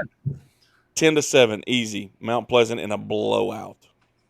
Blowout. Yeah, I picked Mount Pleasant to make the playoffs a couple weeks ago. I'm sure everyone remembers. So, yeah, give me the Tigers. I think we've been arguing back and forth all year about who Pine Tree is. We still don't know who Pine Tree is. We do. I don't think they know yet either. I feel fairly confident that Mount Pleasant will be the 3 seed. Yep. Mount Pleasant's in the playoffs, they'll be the 3 seed. Mount Pleasant wins Friday. Yep. Okay. I'm gonna go with Mount Pleasant. I'm not gonna hold you. Mount Pleasant. Yeah, I'm not gonna hold you. I'm picking Mount Pleasant. Well, I'm gonna be honest with y'all. Right now, you're looking at Texas High, White House, Mount Pleasant, and Marshall. Who does Marshall have next? Marshall has basketball practice next. Marshall has Nacogdoches. Marshall has Nacogdoches this week, and then they have White House. They got a scrimmage next Saturday, Corey said. Yeah, they got to clean out lockers next week. Right. Okay, check in the pads. You know what? I'm just gonna make this short and sweet. Pine Tree, I've been criticizing Pine Tree for 5 years now. Actually, 6, really. Yeah. Disrespect. Oh, I think at that point it's hatred, not criticism, but whatever. Yeah. No. That's like for 5 years. You can't. Like I said, I think for 3 years straight, I don't know, but I think for 3 years straight they went 5-5, 5-5, and 5-5. So I don't know if that's accurate or not, but no. I mean, shoot, give me Mount Pleasant probably like 65-21, because that's how bad this is going to be when you almost lose to Hallsville. And I think I think they would have lost to Hallsville, but there was a bad call. I think there was a bad call. So, no, give me Mount Pleasant. It's gonna be a romp. All right. If Pine Tree wins this game, nope, they don't get a 4th seed in the playoffs. They don't get a 4th seed in the playoffs. And the district they don't even get a 3rd seed. They just get White House and Texas High. Well, that's all. Both of those teams make the playoffs. That's all. It's gonna have a chance anyway, because that's like Melissa and Lovejoy would be the top 2. It's the top 2 seeds in the other district, so they might as well just go ahead and take basketball season That's early. crazy. All right, Get ready for track season. Game number 7, guys. We've got Beckville versus Harleton in a clash of 2 undefeated teams in district, both 7-1. Beckville has been on a basketball scoring spree over the last several weeks. They've had the game. Of course, they lost to Tim Center early, only scored 13. But since then, they put up 60, 35, 40, 69, 92.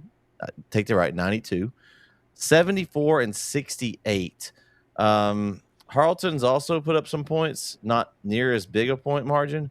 They had 72 against Big Sandy, but I think Carleton's a solid 2 in this district, but Beckville is by far the best team. So I'll give me Beckville in this one.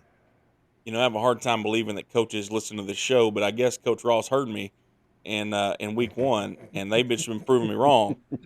All the fine folks in Beckville, I take back everything I said. Yeah.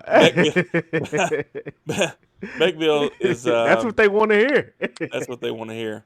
Beckville's going to win this game convincingly. I love what Coach Little does at Harleton. I think Harleton is they are what I would consider to be a very good football team in terms of you watch them play. They're hard nosed. I saw them on film earlier this year against White Oak. I love watching them play. They play a style of football that I love to watch. But Beckville, man, they are separating themselves from the pack a little bit more than even I gave them credit for, expect them to do. So I'll take the Bearcats. Jamie, to your point, I don't know if coaches listen in, but people do listen, and it gets back to they do. They but do. Don't worry. Oh yeah. But Beckville, Let you know that right now. has been dominant this season. They, other than that Timpson loss, I see no reason to go against the Bearcats. They have a dynamic offense. Jacoby Williams leading the way; he's a stud. And Harleton lost to Carlisle, so give me Beckville. Carlton lost to Carlisle. I don't think That's about that. Vince, you don't even need to be thinking about I this wrote game. Beckville down. Vince, don't think about it. I don't need to know Don't think nothing. about Yeah, I know. I'm just messing Don't around. even- I'm just adding content. I'm just playing with y'all. Vince Beckville, is y'all wearing know a it's Beckville. Vince It's has a been Beckville shirt after on week. right now. Here's the thing. Here's the thing, Vince. Vince, you know what, guys? Listen, I love Vince, but Vince loves chaos. He just loves chaos. I do. I do. He wouldn't listen if this was 6A. He wouldn't even care if he would probably pick somebody like Skyline to be South Oak Cliff. That's who this guy is. Yeah. That's if they were in the same Yeah. district, that would be this guy. He would want somebody like Skyline to be South Here's the Oak Cliff or thing. Duncan. That's what they Skyline come to never- hear. Right. That's what they come. That's what they want to hear. They Why want. we They hating come on to see. Skyline? Skyline just sitting at home tonight. We just I mean, What that's like hating on Skyline do to you, Skyline. Christian? Yeah, like why are we trending? Skyline, they're ready for basketball. Skyline got What spanked. do we do? I mean, okay. Now, if this is no, basketball, it'd be something totally Yeah, different. Well, Skyline's that's ready years for ago. basketball season. Yeah. No, Yeah, here's this the was thing. years ago. They're not the same Skyline team. No, I'm gonna go with What Beckville. you got, I mean, Christian? What you got? I'm gonna Beckville. go with Beckville because, and by the way, I mean they're led by Jacoby Williams, who has 874 rushing yards on the ground all year. He had 168 last week against Ore City. And I got Beckville. This is not even a challenge for me. I got Beckville. Okay. All right. Cool. Beckville. What you got next, Brett? Corey, did you say Beckville? I think you did. He said but- Beckville. It don't even matter. Beckville. Ain't nobody on this show finna go against Beckville. We're not gonna do that. Not anymore. We're not. Not this week. We learned our lesson. I'm Yeah, at not, least not I this won't do that. week. I'm not going against Beckville until they make a playoff. Beckville said, "Hold my Gatorade." Let's look at Hold my another. Gatorade. We got lots of district championships on the line. Let's look at another one. We've got White House and Texas High. Guys, I like what both teams have done this year. White House we were confused early with them. They had a couple of players out. They lost that first week.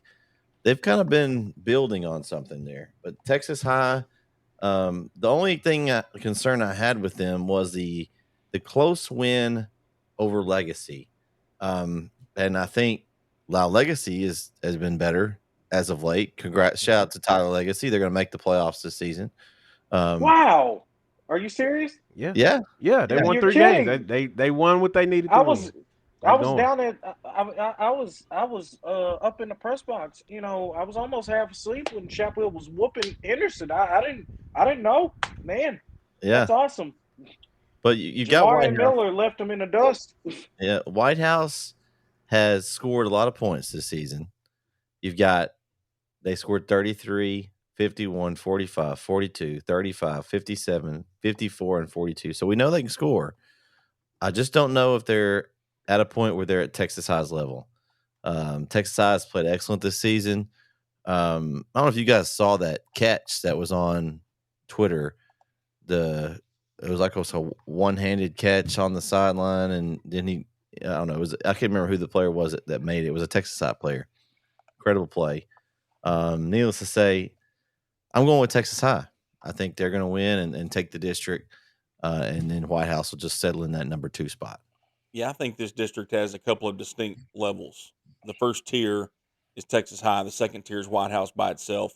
And then that third tier, to me, is Mount Pleasant, Marshall. I think that it is what makes it more interesting is that Texas High and Mount Pleasant, while it wasn't a close game, Mount Pleasant was able to put some points up. They kept it interesting a little bit longer than we thought. White House goes to Mount Pleasant last week, wins 42-14. I think Texas High wins the game, but I think the fact that it's in White House, they have a little momentum after a big road win. How long can they keep it close? How do they perform in that situation? The Texas High legacy score, we talked about this a couple weeks ago. Our man Eddie cleared this up for us that Texas High lost their quarterback in that game. They were playing a young guy, and that kind of changed that one. So I kind of throw that one out the window. But I think Texas High gets this one done. I think they're the better team. I think they get it done. But if White House finds a way to get it done, KO, I won't be completely shocked. Man, I'm looking forward to this one. This is where the Red Zone game of the week will be this Friday night, so I'll be in White House. Haven't been back to the scene of that crime since my senior year. Are you sure? Because I think you're there right now. Yeah.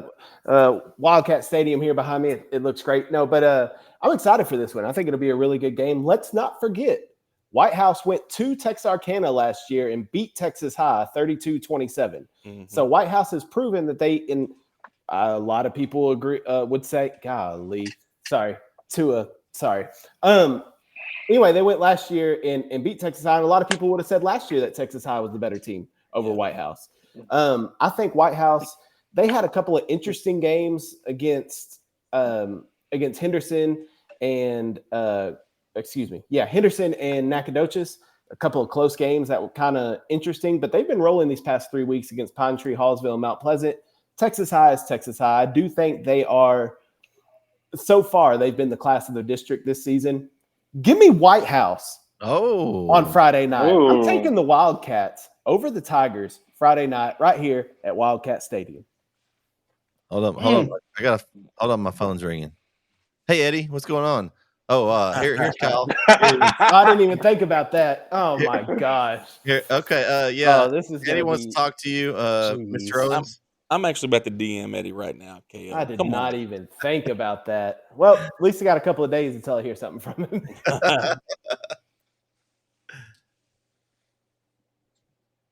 Oh, go ahead. Go ahead, Corey. You want to go ahead. No, you're good. I was gonna make it because I was gonna make it very simple. It's gonna be Texas High.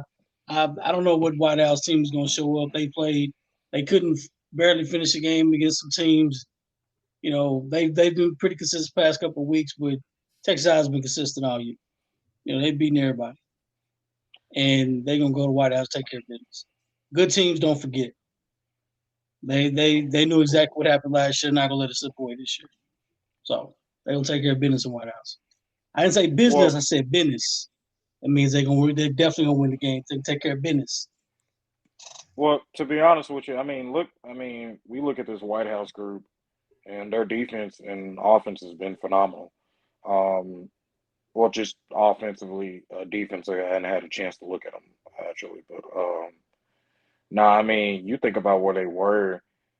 Quarterback wise, they went from Joey Conflitti, him going to IMG, to Josh Green, who has 15 touchdowns this year. Not a bad stat, really. They can score, especially on the ground. You look at the running backs that they have. J-Ron Williams, he's been phenomenal all year. So, but here's the problem. White House, I just feel, I hadn't seen it this year, but I feel like their offense can be had at some points. And Texas High's defense is phenomenal. So,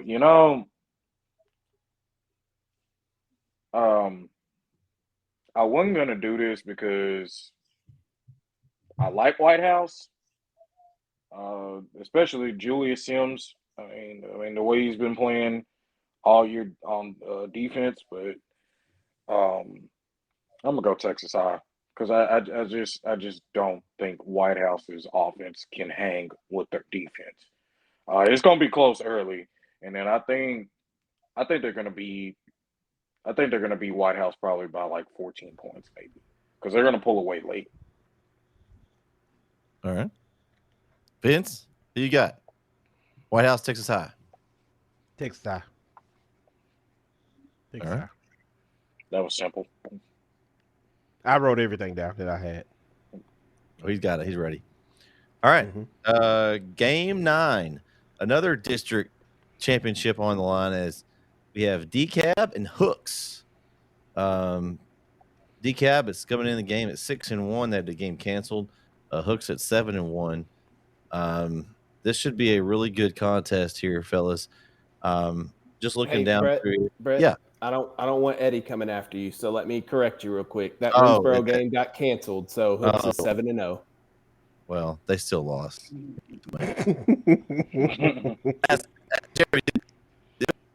It's a loss. If it gets canceled?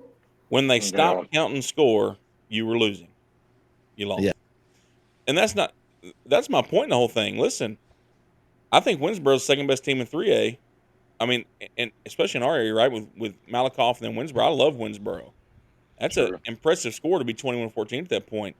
I don't think this one's even close. I think Hooks is going to run away with this one. A lot of teams can be 7-1. Honey Grove 7-1. What do we think about that after last week, right? Hey, So, but Hooks beat Cooper in Cooper. yeah. So We give talked me about Hooks. We talked about Hooks at the beginning of the year, and their schedule to start out with was tough. And they're sitting here. If you want to say 7-0, 7-1, doesn't matter. If it's 7-1, it's a 7-point loss to Winsboro. If they're 7-0, they still beat the teams that were on the way. So, give me Hooks in a blowout, I think. But that's like saying, like, say, for example, John Jones. John Jones, we already know he's 20, I think he's like 28-0 or whatever in the UFC. But, I mean, he has one loss on his record, but that was via disqualification. So that's like saying, like, he really didn't win that fight. I'm gonna go with Hooks. I just think that they are probably, in my opinion, the most dangerous team in the area, probably. In district, in district so yeah, far, go ahead. they've given up 12 points. Yeah, so I think they're the most dangerous team out of the two. I think they're the most dangerous team. So give me Hooks. Now, don't be surprised if Hooks wins this game by maybe a field goal, probably. Nah, I'm just kidding. Give me Hooks by 14 points. I'm gonna earn some favor back from Eddie right here. Give me Hooks.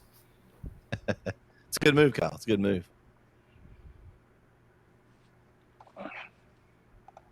Shout out to I'm going with shout out Hooks. to the fan. Shout out to the fan base that doesn't come back after an L. Y'all just got to keep on winning. So I'm going with Hooks.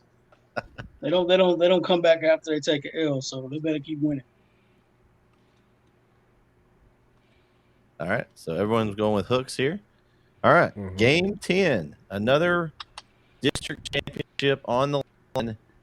Jefferson and Tatum, guys. And, looking at this game coming in, you've got Jefferson and Tatum at 3-0. You have Atlanta is at third place right now in 2-1. And you've got other teams at 1-2. They're in fourth. We talked about how they're 1-7 on the season. They have a chance to make playoffs. Interesting this year. Jefferson and Tatum have been the top of the class. Kind of Jefferson all year. We've talked about them a lot. The only game they've lost all year, some team named Timpson. I haven't really heard of those guys. I mean, I don't know how good those guys are, but that's who they've lost to. Of course, Tatum has also played a tough schedule. They had lost to Center in week 1 in a basketball game on NSN. They also lost to Lumberton, which is a really good team in 4A. They lost to Dangerfield. Their losses are all quality losses. I mean, I just don't think that they've got the defense. You've given up a lot of games. I think Jefferson's the best team in this district. The game is in Jefferson, so give me Jefferson in this one. It's interesting because you mentioned the quality losses. What about the fact they beat West Rusk by 24 also? Yeah. That's a good win. Yeah. This is a hard one for me because I'm not real sure how to take the schedules and how it's gone for both teams. You mentioned the West Rusk win, the Lumberton loss.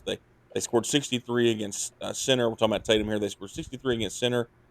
Dangerfield 34-17, and you're like, man, their record's kind of deceiving because of who they've played and what they've done. And then you look at Jefferson, and you're like, okay, they're 7-1, and their only loss was by 19 to Timpson.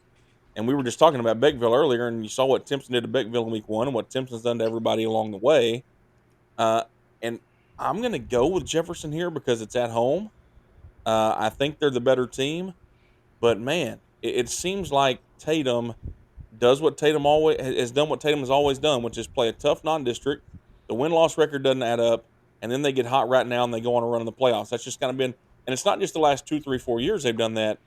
It's been go back to the days of Andy Evans and Stephen Hodge and all those guys. They were doing that then, right? They were playing tough non-district games and then going to the playoffs and destroying people. So, man, I'm going to go with Jefferson, but this is really the coin flip for me this week. Yeah, I'm taking Jefferson in this one. I think it'll be a really good game. Tatum has a ton of athletes on the field, and they're going to be very well coached, so they're going to have a good game plan. But I think Jefferson, the way Jefferson plays, where they take the air out of the football, and that can kind of take some of those athletes away from the game because you keep the offense off the field. So, yeah, give me Jefferson.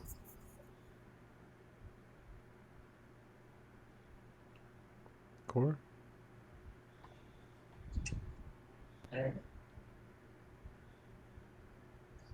Corey? Yeah, I'm just thinking how to put it. But he just brought up a name. He said Stephen Hodge. That's a bad one to bring back. That's a bad one to bring back.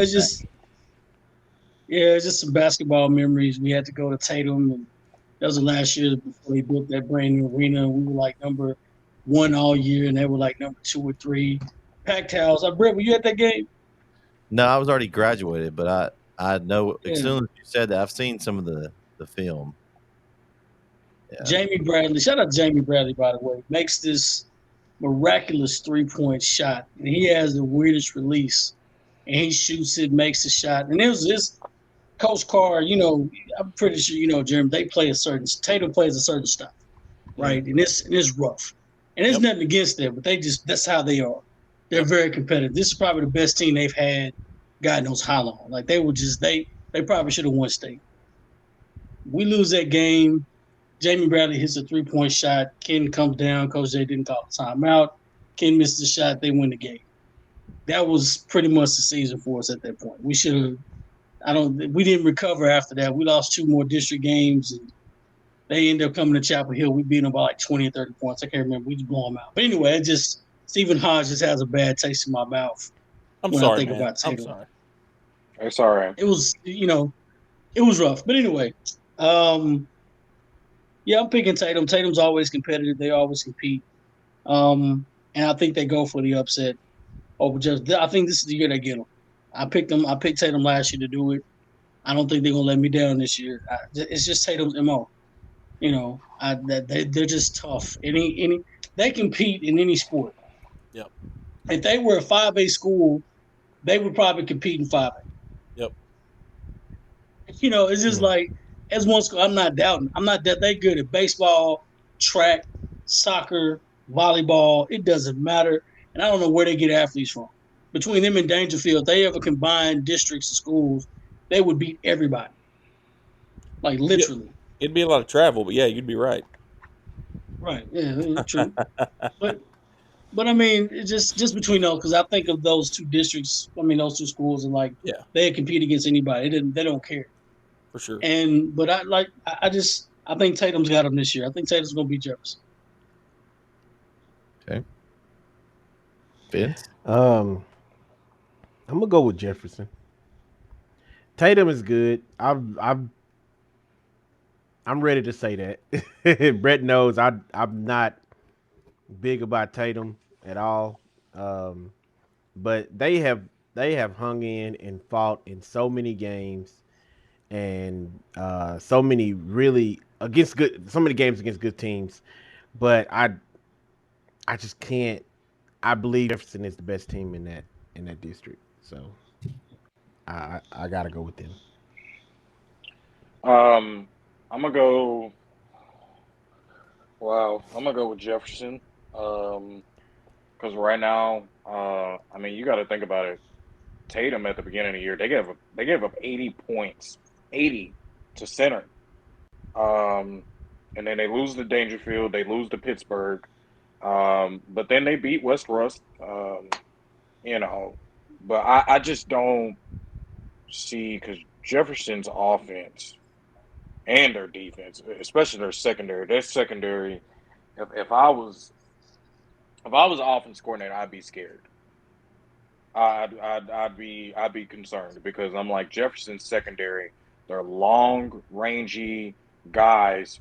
I think they have one guy who's like, I don't know, shoot 6'2", 6'3" at corner. But I just don't see where Tatum has enough to beat Jefferson. Jefferson has a lot of athletes. I mean, like I said, especially on their defense, they have a lot of athletes. So Tatum, I just don't think that they'll hang with Jefferson. And this is kind of like one of those, oh, it'll be close for the first, maybe 1 or 2 quarters, but I'm gonna go with Jefferson on this one. This is not even a toss up for me. All right. Let's go around.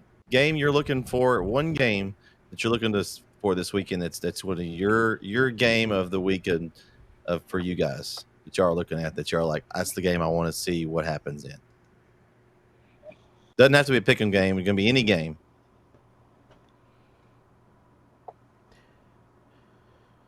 Man, I think even though the score may not be close, I want to see Tyler Longview. I want to see. That's what I was about to say, Tyler Longview. I want to see what Tyler does in a situation where they're the big underdog. The paper says, or on paper, they're probably not going to get in the playoffs, right? Things got to go really crazy for them to get in. We'll see how they respond. We've talked all year long about it. We've been begging for everybody to get on board. We've been begging for the kids to buy in, the community to buy in. And this is the week we'll find out if that's happened or not, in my opinion. So I'm curious to see how that one plays out. Okay. This is, and I'll be calling this game Athens and Chapel Hill. We all saw what Athens did to Kilgore.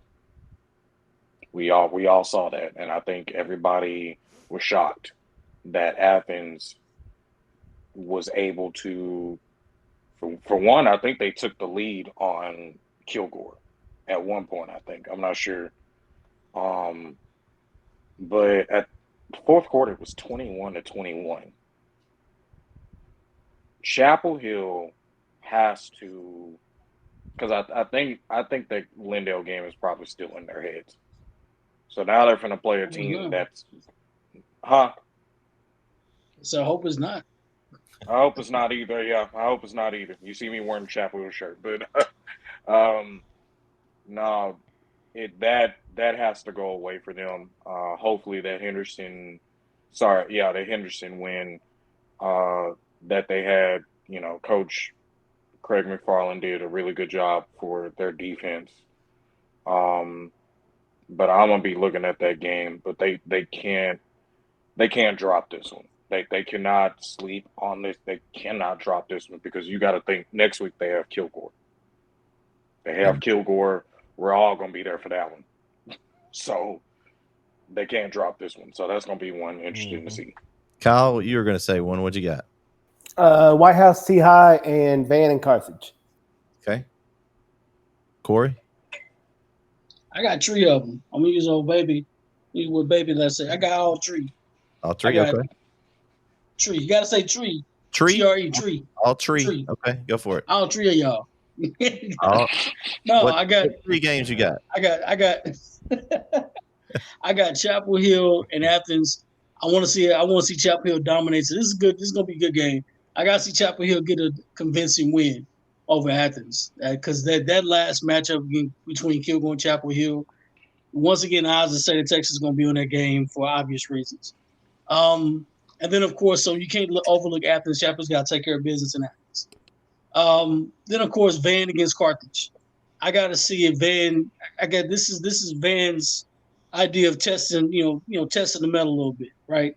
Are they gonna beat Carthage? I mean, my gut's telling me no. It's Carthage. Carthage is gonna take care of business, but I have that feeling. And this was a time for a team to beat a vulnerable Carthage. And Van has played very well. This is it.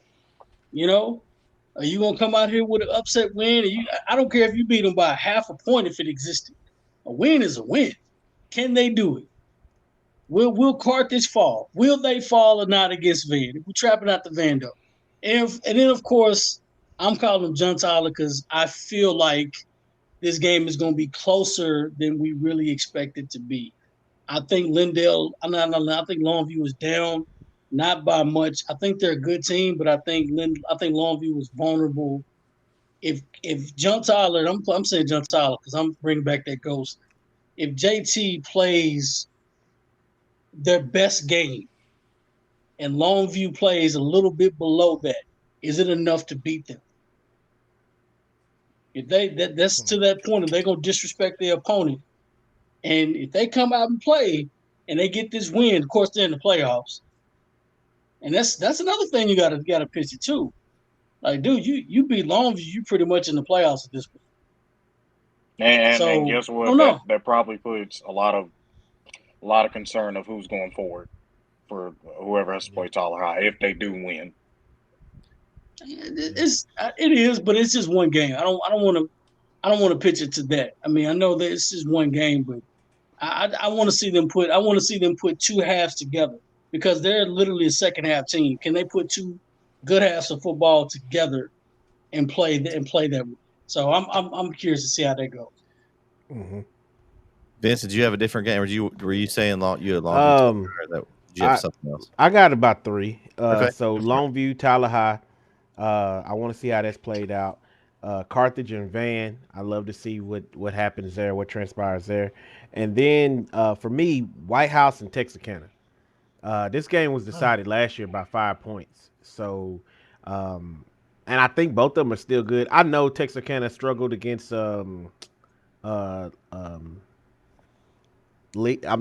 Legacy. I kept thinking Lee in my head. I was like, what's the word? It's not Legacy. It's not Lee. It's Legacy. Okay. I know they struggled against them, but they're still a really good team. And I got a feeling they probably want some payback for that loss. So that's why I went with them. But I know, like I said, White House is who they are. They the truth. So I want to see what happens in that one.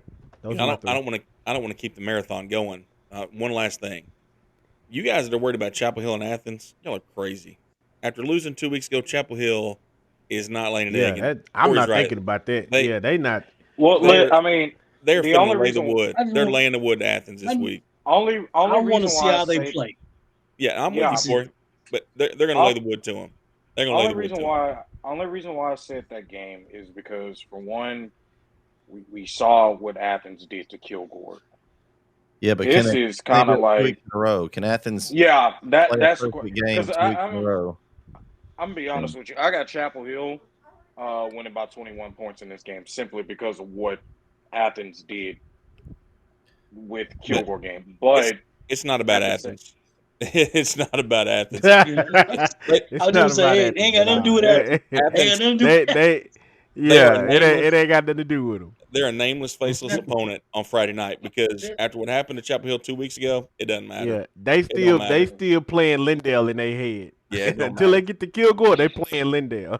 The way they beat Henderson, and that game was not close. Game was not close. It was 56. It was a wrap when the starters came out. So and you know what? I hate to say this, and I'm just going.